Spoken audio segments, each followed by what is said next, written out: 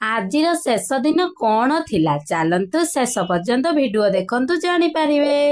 ମୁଁ ସାଇ ୱେଲକମ୍ କରୁଛି ମୋର ଏଇ ସୁନ୍ଦର ମିନି ବ୍ଲଗ୍ଟି। ମୋର ଏଇ ମିନି ବ୍ଲଗ୍ଟି ମୋ ଘରର ଠାକୁର ପୂଜା ଠାରୁ ଆରମ୍ଭ ହୋଇଯାଇଛି। ମୋର ଏଇ ଘରର ମନ୍ଦିର ଆପଣମାନଙ୍କୁ କେମିତି ଲାଗୁଛି ନିଶ୍ଚୟ କମେଣ୍ଟ କରି କହିବେ ଏବଂ ଗୋଟିଏ ଲାଇକ୍ଟି ମଧ୍ୟ ଦେବେ।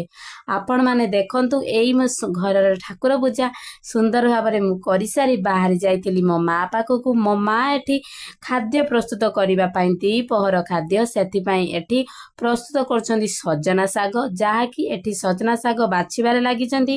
ଆମ ଝିଅ ଏଠି ତାକୁ ଝାଡ଼ୁ କରିବାରେ ପ୍ରସ୍ତୁତ ହେଇଯାଇଛି। ଆପଣମାନେ ବି ଛୋଟବେଳେ କିଏ ନା କିଏ ଝାଡ଼ୁ ପ୍ରସ୍ତୁତ କରୁଥିବେ, ନିହାତି କମେଣ୍ଟ କରି କହିବେ।